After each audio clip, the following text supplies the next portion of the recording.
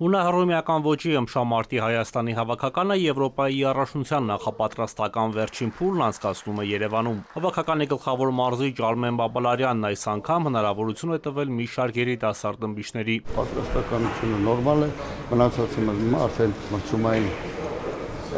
փուլում տեսնենք արդեն ինչքով կարող է իր պարապածը,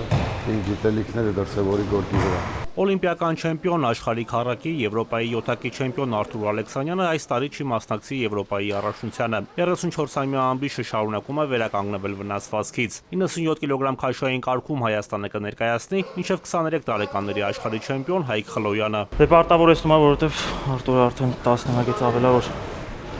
միայն հաղթում է իմ համար ամենաուժեղ 97 կիլոգրամ քաշային նայինքը պատմության մեջ։ Ճիշտ պատասխանատու է, որ այդ քաշում հանդես գալիս։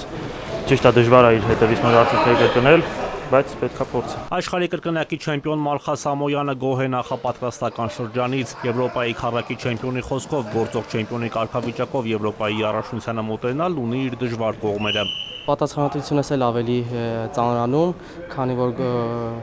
գործող Եվրոպայի չեմպիոնն ես եւ գնում ես այնտեղ, բոլորը արդեն էլ ավելի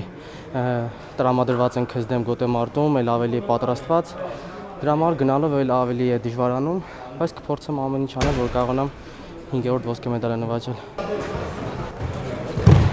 Հունահռոմեական ոճի ըմբշամարտի Հայաստանի հավաքականը Եվրոպայի առաջնությունում հանդես կգա 10 ըմբիշով։ Ըմբշամարտի Եվրոպայի առաջնությունը տեղի կունենա ապրիլի 20-ից 26-ը Ալբանիայում։ Երևան Թակոբյան, Գրիգոր Հովսեփյան, ժամը լրատվական։